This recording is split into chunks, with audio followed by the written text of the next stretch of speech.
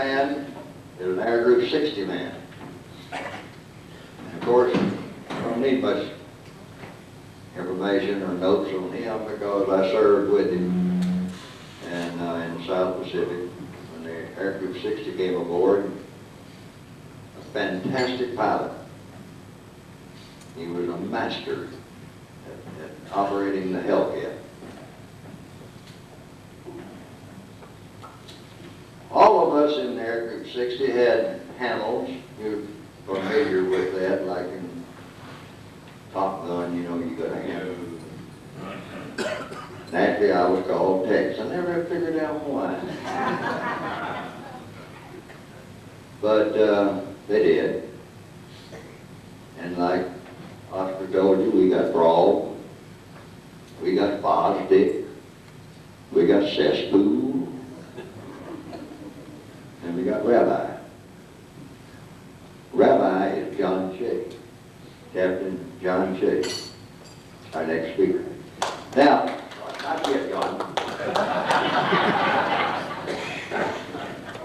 You wonder why the name Rabbi. I don't know. Shea, Rabbi?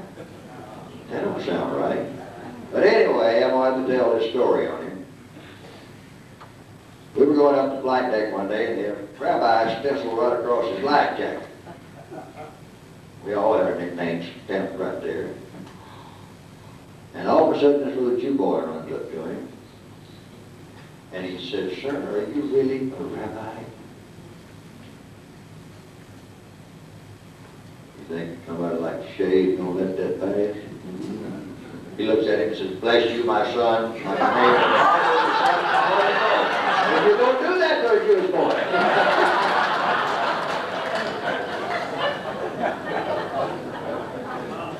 I don't know whether the rabbi knew what he was doing, but he did it. John Shea is a captain in the U.S. Navy, retired.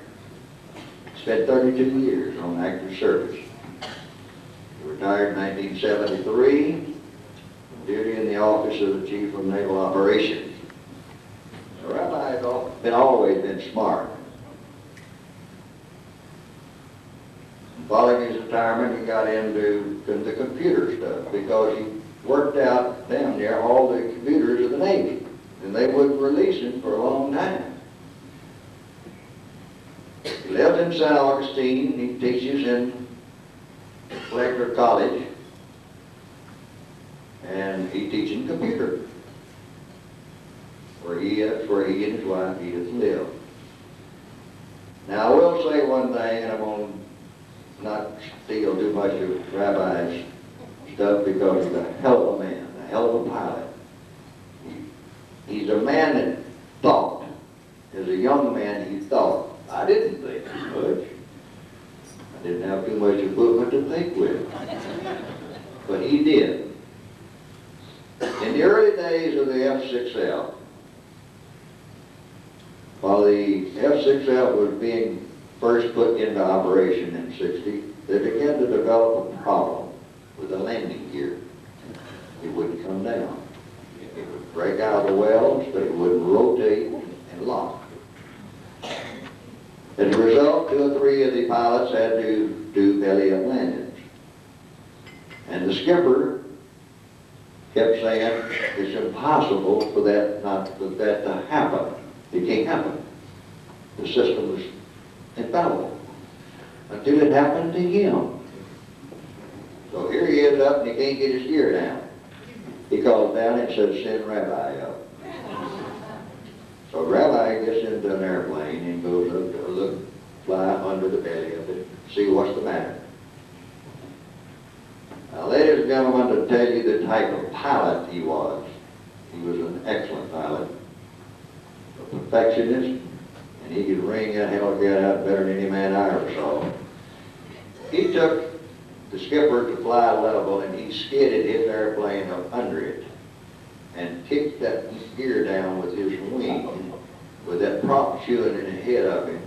Now, gentlemen, that's piloting.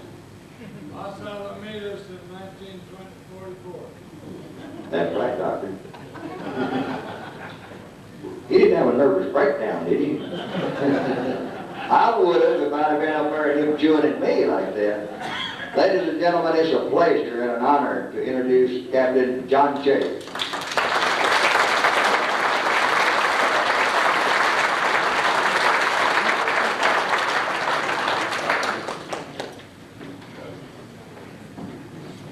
Well, thank you, Tex. I'll dispense with the blessing.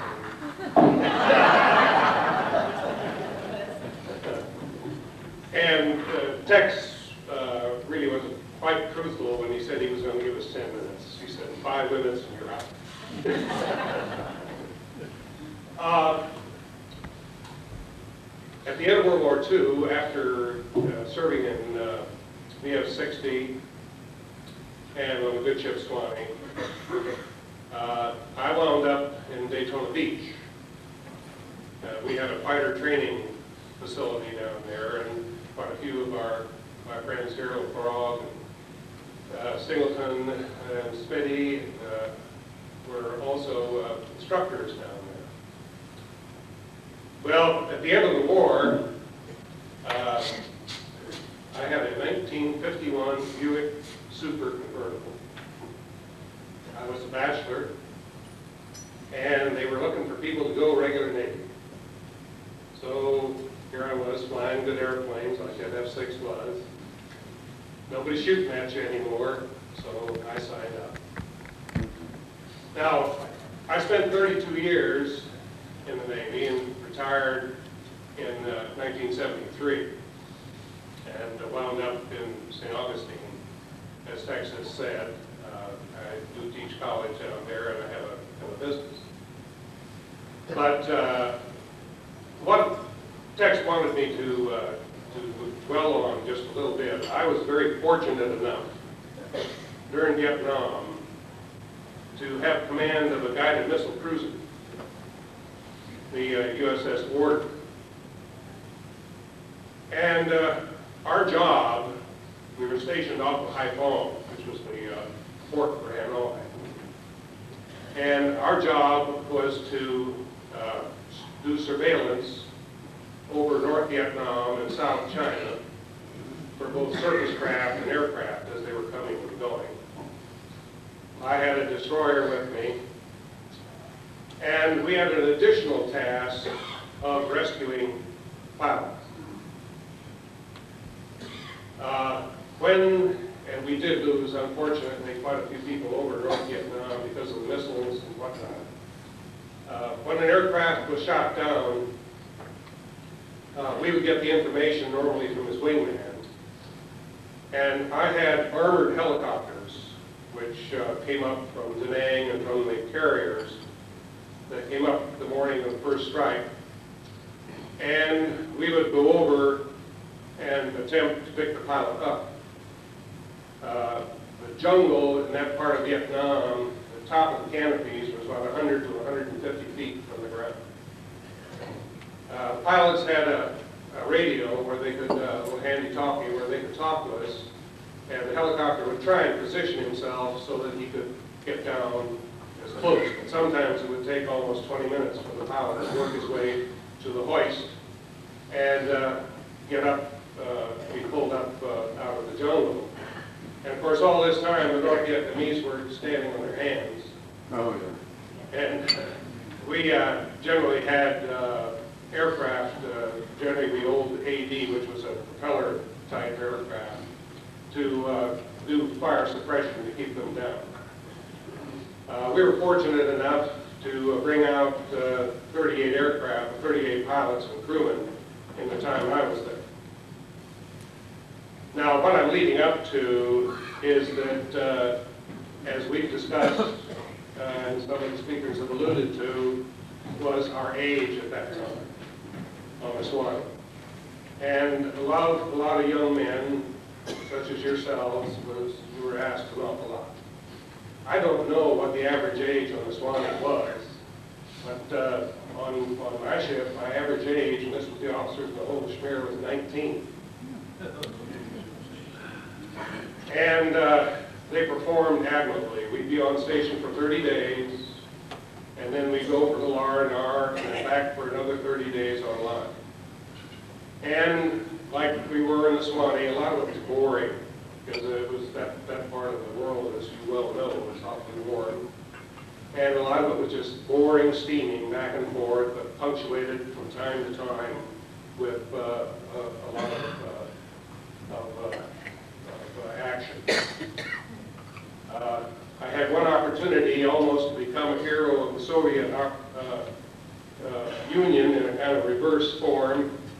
One night, our surveillance aircraft reported torpedo boats coming down. And if you remember, that was what started all this.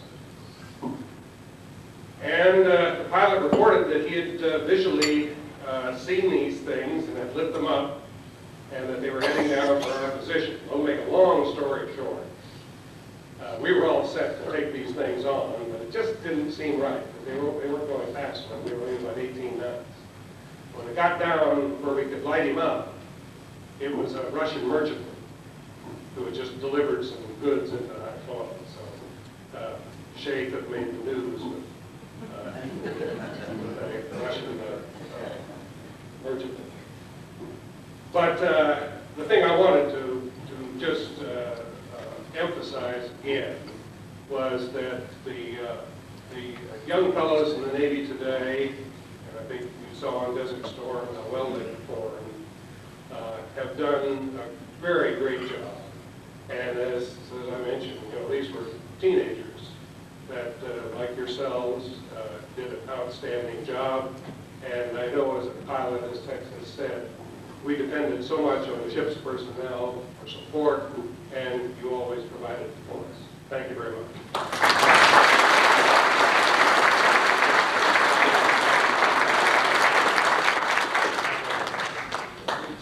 Brother Tex.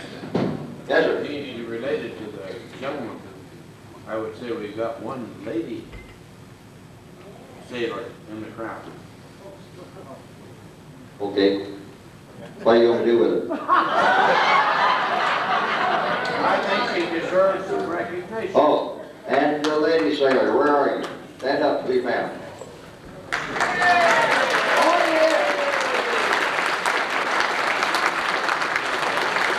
Well, I apologize, and I take credit for that, Blue Boo, because I spent a long time this afternoon talking with a delightful, beautiful lady, and we didn't have anything like that aboard Suwannee.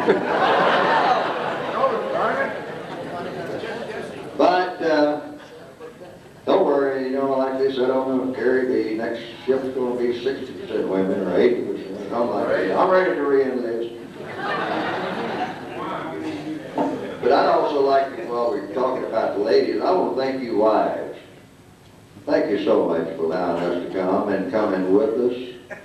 And my wife here has been with me on all of these conventions except last year when she had a daughter that was having a grandbaby, and you know how that is. But she's been very faithful in coming with me, and she didn't know a single one of you. Now she knows every one of you, and she loves you as much as I do.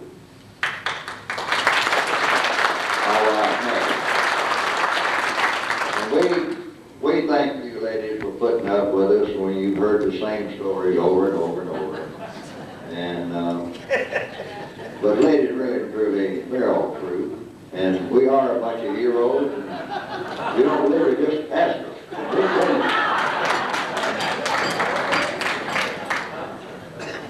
I can't help, I'm a little bit partial, and you forgive me because I was in 60. And, when I joined this Air Group 60, they all thought they were older than I was, and I thought they were older than me.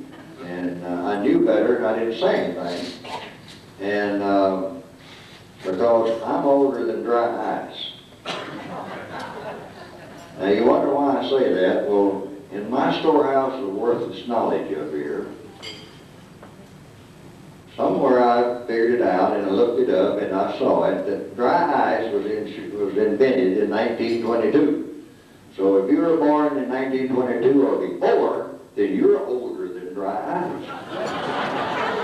Now, many people can say that, and you probably didn't know that, and I'm sure you just appreciate the hell out of me bringing that to your attention.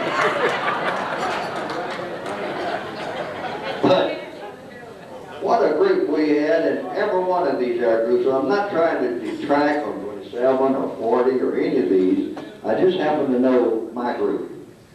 And what the stories we've got, and they'd raise some of the hairs on the hackles on your heart and your back of your head too.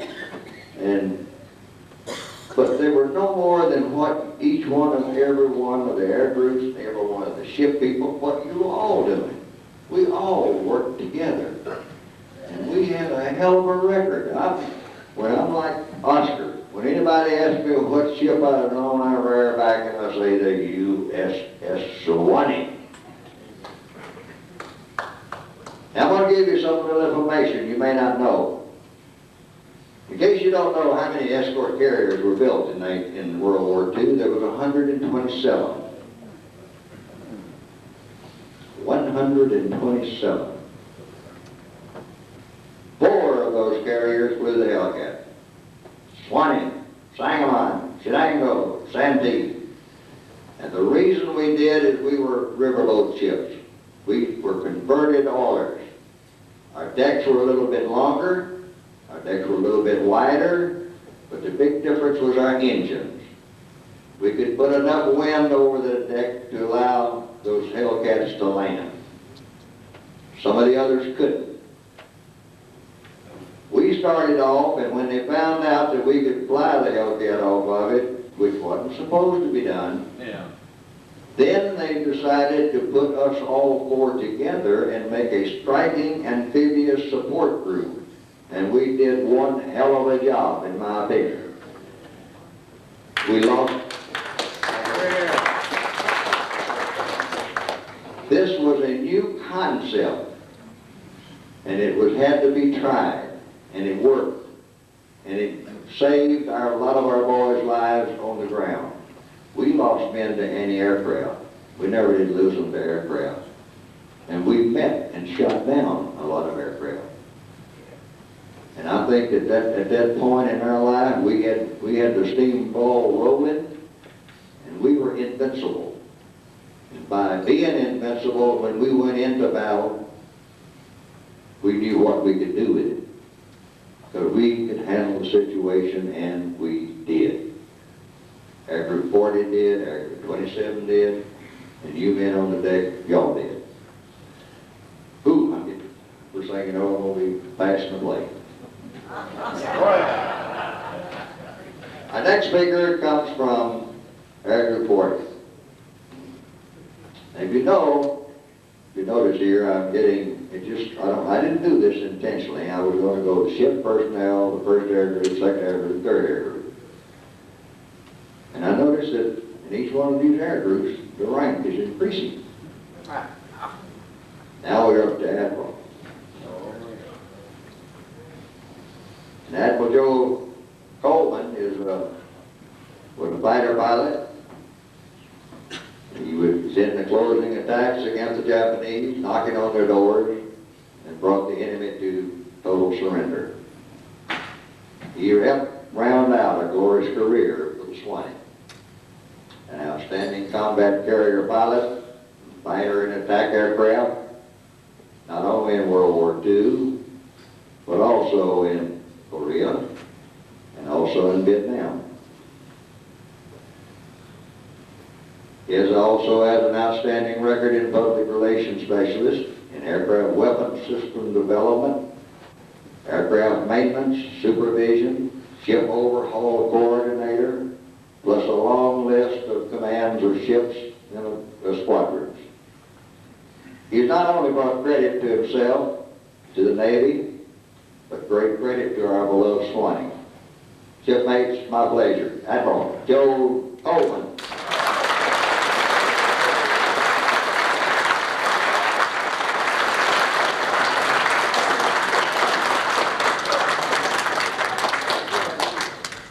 I see the group standing in a shipment, so shipmates the first time. If I sound a little funny, I have for the last 2 days left a trail behind me. I've caught a cold, and everywhere I go, it's dripping, folks. My nose, I can't stop it. I don't know how many of you folks are in the same category, but if I start coughing, joking here and they'll understand my problem. Or booze. I tried that and to tell you work all last night. I couldn't quit drinking it when I got started. First of all, I want to recognize the VF-40 Air Wing. Would you just raise your hands at the tables here? How many we got here?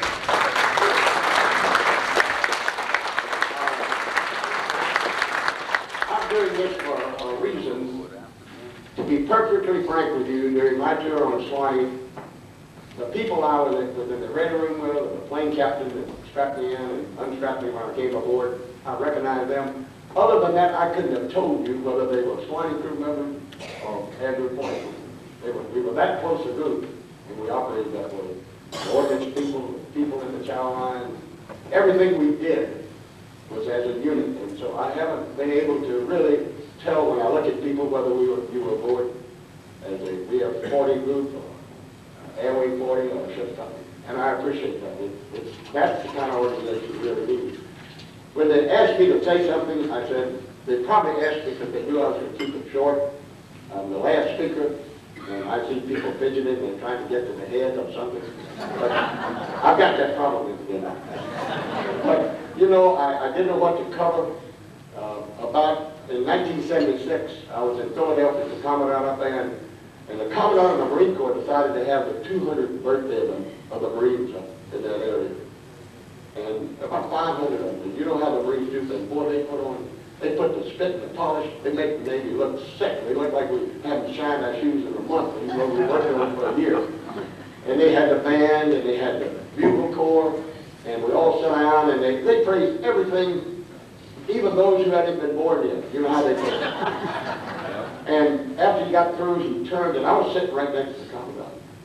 And he said, well, it's been a great night. I've invited the Suwannee, he called me, and I wondered if he would say something good about the Corps. Caught me completely put away. I didn't know what to say. I got up, and the first thing that came to my mind, I said, when I had Admiral Ranger, we had 78 of the finest Marines you could ever have assembled anywhere.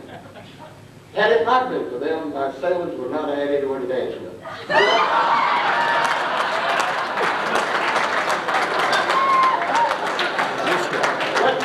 Let me tell you, it took 10 minutes for the celery, the rolls, the butter, to stop coming up. The commandant looked like he'd been, walked under a spaghetti factory. My uniform was gone.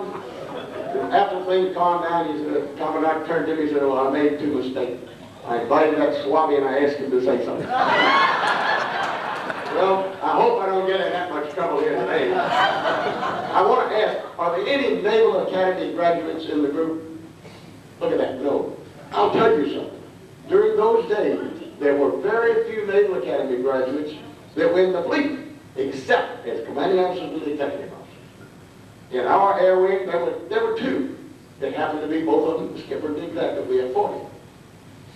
Those guys hated reserves and ex-cadets so bad, they wouldn't even shift to the reserve tank when they run out of gas.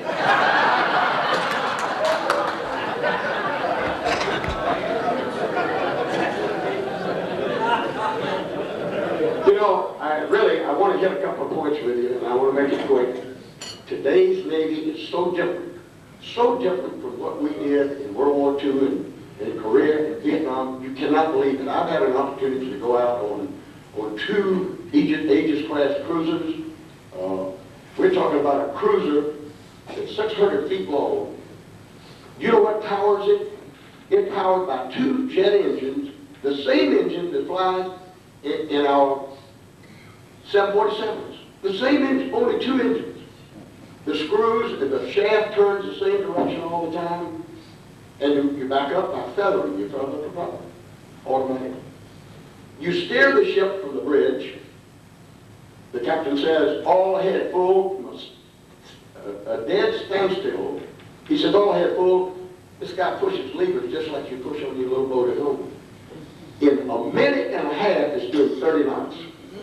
It sits down and up on the step, and away it goes. We go along, and he's testing it, and we do it for about an hour, 33 knots. And then he says, well, watch this. All stop. The guy goes to stop position, And this is direct to the engine this guy's talking. He's not talking to a guy on a sound-powered telephone like we used to do. He says, all back full. That thing sits down and stops in the length of the ship, which is 600 feet. And he says, leave it at all stern. It goes 12 knots astern, water coming up over the stern, rolling all the way up to the doggone helo platform. And then he says, well, I think you ought to go down and look at Combat Information Center. You guys remember that? We had radar that picked up things. We had very unsophisticated equipment to tell us where the ship is and how to get back to it. You go down and you look at these huge screens, and I see these little dots moving all over this thing, and I said, where is this? He said, oh, it's off of Jacksonville, Florida. It's all the way up to Norfolk and down to Key West. And every plane in the air is pictured and moving. Every ship in the ocean is identified and moving. And I said, well, what's going on over in the Persian Gulf? He flips a switch, satellite. I see the complete Gulf area with every ship identified as Russian, Italian, or whatever, merchant. Every U.S. force, all of them. Right there at his fingertips. All he's got to do is flip a switch. That's the kind of Navy we have today. What we used to do in the airplanes, let me tell you about the airplanes. The airplanes and the training those guys get, they get into a trainer that's just as realistic as sitting in that airplane and taking off and flying. They have the complete world around them. You see contacts flying, little blips moving around. Simulated, they put them in as a simulation point, and then they insert an enemy and you dogfighting before you get a cold sweat pulling on the G's as you try to make the airplane get behind that guy and shoot him down. You go through drills like that for probably, I guess you do it for 6 months before you even get into a dogfight with anybody. What we used to do, the kind of training we got, you read the handbook. A good example. Down in Sanford, Florida, we were getting out of Corsairs, F4Us, big wing airplane. We were picking up Banshees, twin engine jets. And the skipper says, okay, I need 2 jet pilots to go up and pick up 2 brand new airplanes ready to deliver to us. We've taken them on board. Nobody's a jet pilot. Well, we got to have somebody pick them up, they're ready. And we got to need a volunteer. The other guy next to me volunteered. We got in the van, went up there, strapped in the bird, read the handbook all the way up. Got ready to start it, and I turned to the plane captain and I said, I need a little help. I don't know how to start it. Got in the airborne, headed out to the beach, and the plane started shaking all over. I forgot to put the wheels on. Doing 260 knots. I'm just telling you that that's the kind of training that we're talking about we had. We got training on the time that you were really getting ready to go to sea, and you didn't have time to do it. Today's Navy is entirely different. On Ranger, in the engine room, there were 4 engine rooms, big diesel engines, burning this oil, buck oil. There were 27 people in each engine room on watch all the time. In the Aegis class cruiser that I just described to you, 2 people in the engine room, and they were drinking coffee. Everything was automatic, completely. These individuals are so much more qualified, so much more gung-ho, today's Navy in that we had in Vietnam and Korea. If you remember that period, we had a non-volunteer service. It was 1/3 of the group. That 1/3 of the group, really, they mutinied on 2 of our big carriers. You may not have heard of that. We had to come back into port in San Diego and have the San Diego police come aboard and help us with the Marines to offload those people.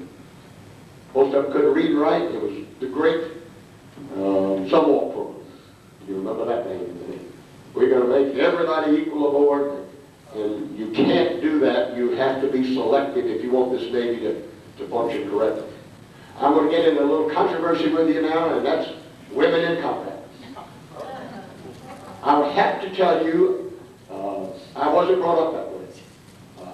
I guess the woman in my house has been for the last 48 years. I do what makes her happy. And I don't think I could be happy if I had to send one of the daughters of you or anyone else on a mission that I knew she might be shot down and go through the prisoner of war type problems. It just doesn't sit well with us. That's going to be a very, very hard thing for the Navy to swallow, and they are doing it probably with the pressures for the different groups that want to have the woman take over the roles the men are now doing. But I'll tell you something, I have not seen a woman yet that could grab 2 tie-down chains and walk up that flight deck and tie that F-18 down properly. If she's built like that, maybe I don't need her in my house.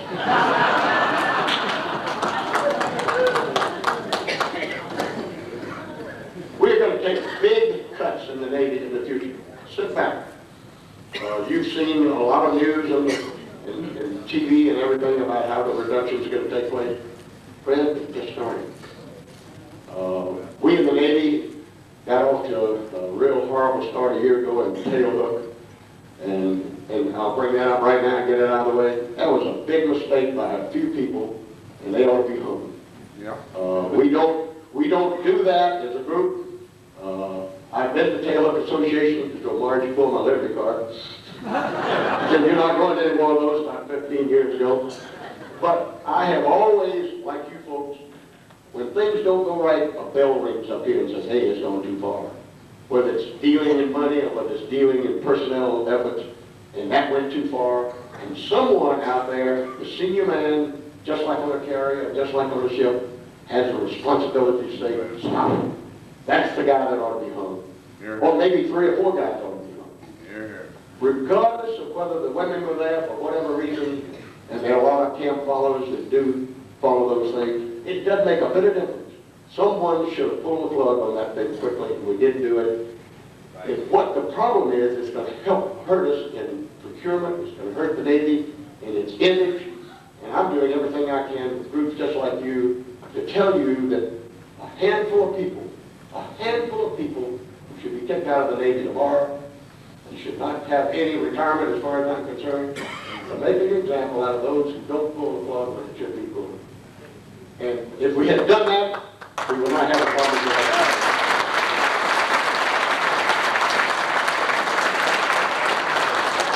What aggravates it is, as most of you know, the economy is in a tailspin today, all over the country.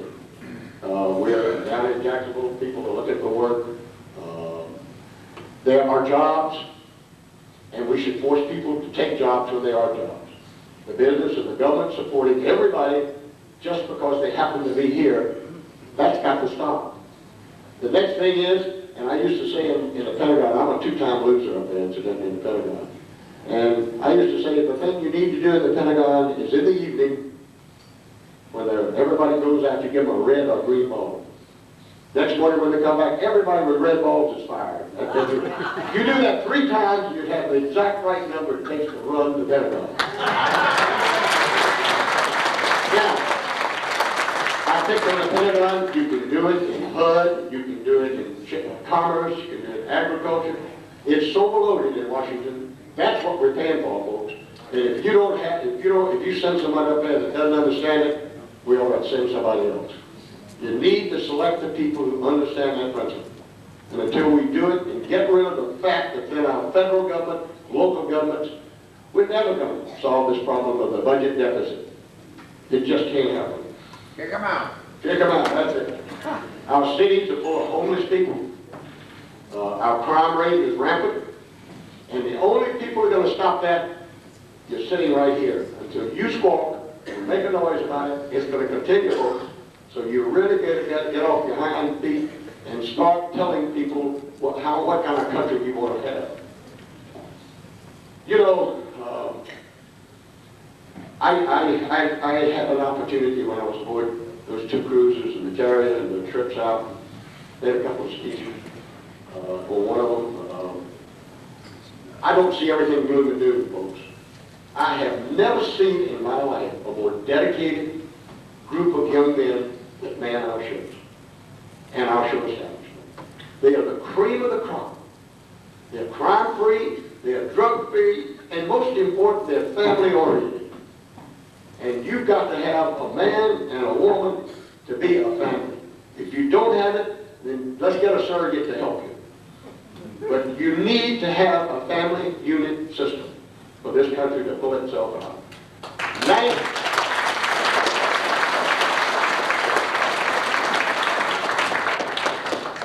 I took a job for the mayor, and I'm finishing up, folks, so don't get, you gotta go to the head, hold it for 1 moment.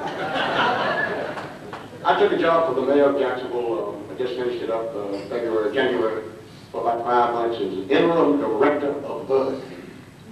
You're talking about a found up organization. We have never had a ship that looked like that. No chain of command. They are 93% of those occupying public housing are unwed mothers with an average of 4 children. Think about that, an average of 4 children. And they have live-in boyfriends that come in and they have another one. Who's paying for it, folks? Your folks are paying for it. So what you need to do is to get the churches a little more involved in that family unit problem. The police can solve the problems of crime. We can solve the problems of the economy and some of the things we've talked about. But the only way you're going to do it is somehow or another get the churches to quit building $10 million temples and start putting that money into the development of the family unit. That's what's made our country strong, and that's what's going to keep it strong. Believe me. Okay. I consider it an honor to you folks to give me an opportunity to say a few words to you. I'm real proud every time I see my shipmates here, and also those that I don't remember whether they were shipmates or crew members that I've talked to. I cannot do anything but urge you to try to back your Navy. Don't let us get this country of ours so weak that we can't defend it for whatever the next event is. And all of you know it cycles. They'll cut the Navy down, and then we need it, and you can't do it. There's a chance we'll go down to 10 carriers.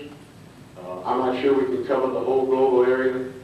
There are issues that you need to get yourself up to speed on. Go to the Navy League events, go to the, I didn't say Taylor events, folks. Go to the Navy League events. And I would tell you that I have enjoyed this. I think it did 2 things for me. It gave me an opportunity to reminisce of those that are not here to join us today, who we lost in Miyako and Okinawa and other areas. It's also given me an opportunity to renew friendships with a number of you that I haven't seen in a long time. I appreciate the chance to talk to you and be with you. Thank you very much.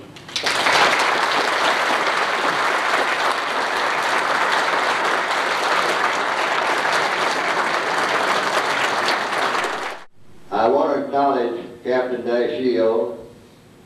He is, was the executive officer of Air Group 60, and I didn't know what happened to him after he broke a leg. And I was reading a book called Feet Wet by Admiral Walt Green-Gilchrist, Crest, I believe it is. And he mentioned Ed Dashiell. Well, I knew that there wasn't but one Ed Dashiell, and thanks to Captain Shea, he gave me his address and I was able to get him. Captain, I'm so very, very honored that you're here. And y'all will excuse me if I do this. Stand up and let all these people see.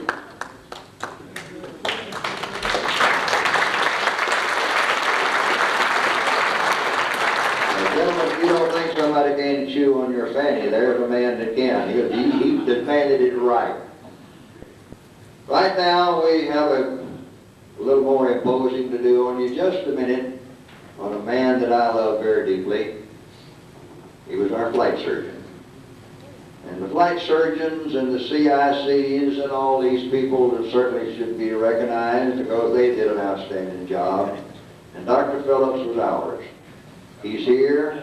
He's a boy. And I've asked him to come up and give us one of his outstanding boys. My friend and my flight surgeon, Dr. Philip B. Phillips.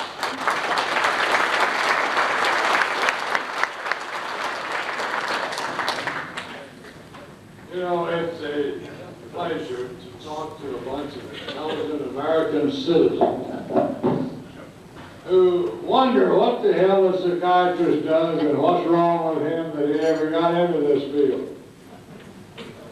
I want to give you an example of some of our two outstanding young aviators who had some psychiatric problems during Air Group 60's tour. Now listen carefully. Two young aviators who had gone to college together, roomed together on pre-flight, CPT and WPT and everything, came aboard the same squadron, came aboard the ship, roomed in the same bunk room, and one of them came to me one day and he said, "Why the hell do I have to sit at the wardroom table with Rabbi?" And I said, "Well, hell, Lip, this is Lip Singleton." And I said, "Hell, Lip, y'all are good friends, aren't you?" He said, "Yeah." He said, "I get tired of the son of a bitch." You know, a couple of days later, Rabbi came around and he said, "Why do I have to stay with Singleton all?" He said, "I've seen all of him I can stand." I said, "You know what? As mess treasurer, I'm going to reseat this group." So I got the typewriter boy and I said, "Line up the new seating. We're going to put Lip Singleton in one ship and Rabbi in another one." We did that 3 days from the time they complained. Guess what happened? 3 days later, Singleton came around and he said, "Why the hell can't I sit with Rabbi at the table?" I said, "Well, hell, you're the one who complained." He said, "I never complained." I said, "Sure you did. You tell me you all went to college together, roomed together in college, roomed together in pre-flight, and still roomed together on the ship." And he says, "I never told you that." I said, "Lip, you lost your damn mind. You just told me 3 days ago. How do you solve such deep psychiatric problems? You come out with a new listing of seating, and you put Lip Singleton in one place and Rabbi Shea in another one. Everybody's happy again. Don't you tell me that people can't find forgetfulness in 3 days. I can give you an example where the hell he is. He did that. He said, "You know, Doc, I don't even remember that." Now, before we close this auspicious occasion, and I've enjoyed every minute of it, I always do, but you people represent the best American citizens in this whole damn country. And if you don't think that, you're mistaken. Because we got weirdos of all sorts. We've got terrible people that go around killing other people. The other day, some guy threw a little baby out the car window. This is the sort of thing that I am campaigning for retroactive capital punishment. Let's go back and kill all the bastards that should have killed you. I've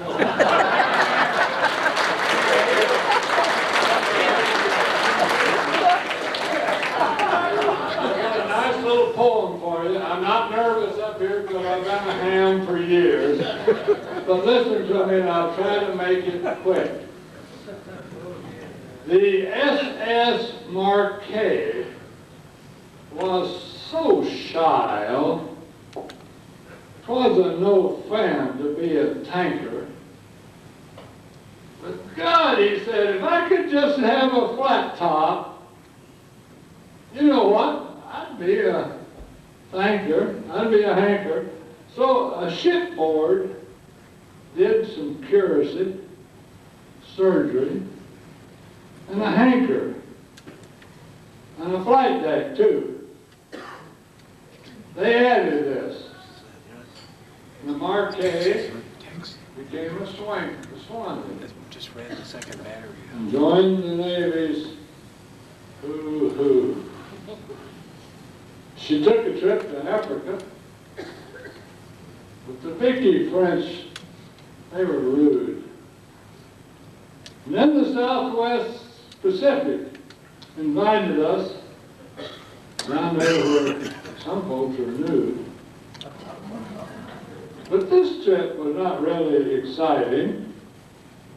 The days were long and dull.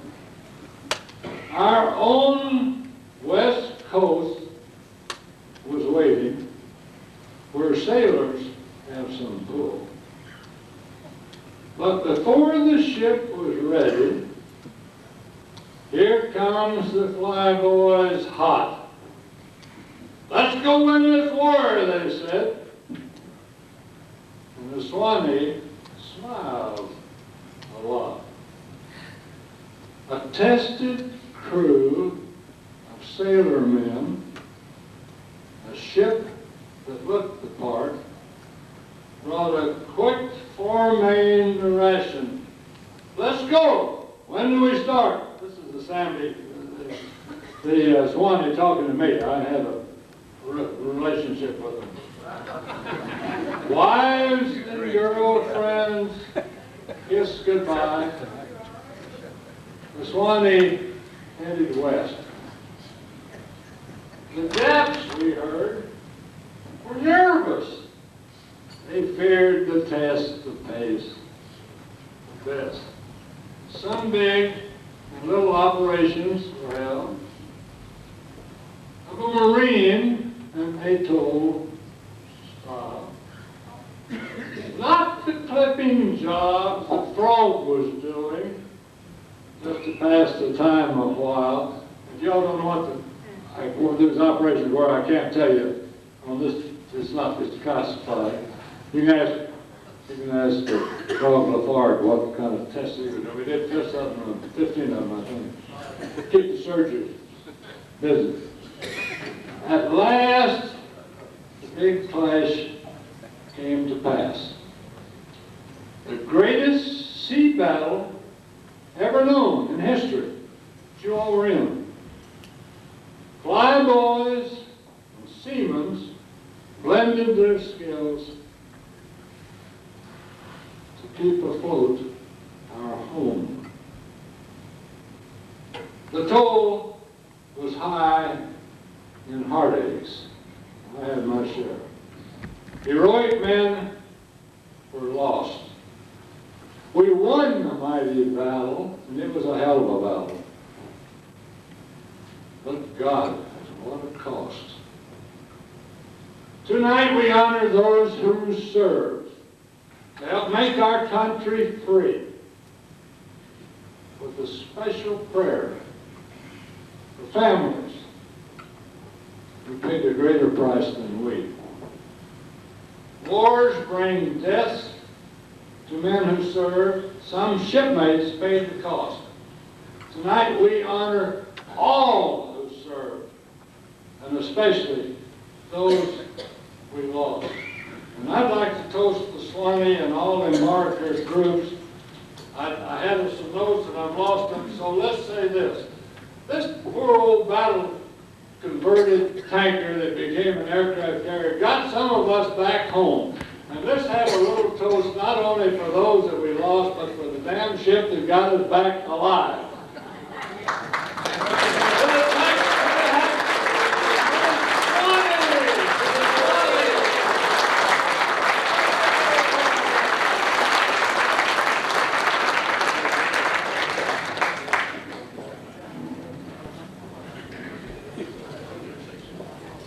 What a night. What a reunion. 50 years. Next year in St. Louis. We don't know where it'll be, October or September, but we'll know and then you'll be notified, but it will be in St. Louis. There's a tradition going on around here. And at this time I want to call Erich up for our national anthem. And I want everybody to sing with him when he begins to sing.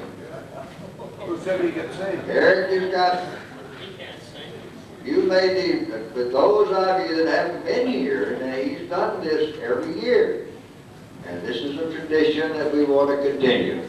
Our President, Erich Kitzmann.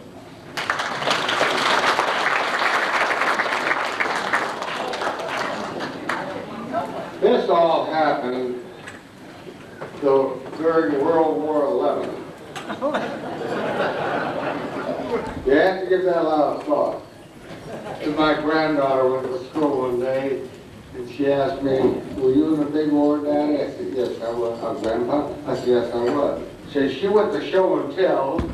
He says, my grandpa was in World War I. 2, remember? 2? She didn't know the Roman numerals yet. Anyway, aboard the Suwannee, we had a seaman Jones, they call him. He had a problem, he stammered. And he was on watch one night, the 12 to 4, the dog watch. Miserable night, cold, wet, the seas were stormy. And he would come running up to the bridge, to the OD.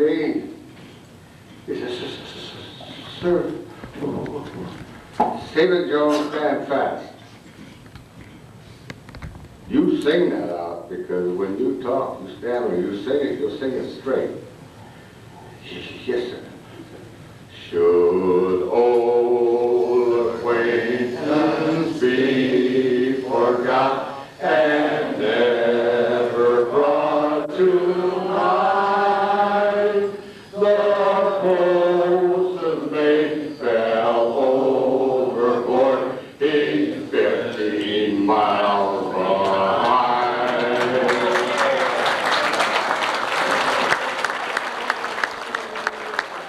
And again, we'll keep that in mind. I'll send you the words if you want. We'll keep it for our national anthem for here on in. Thank you again. I'm so pleased. Thank you. Thank you, it's been a privilege, and I'll see you next year if I'm still living. Good night. Good night.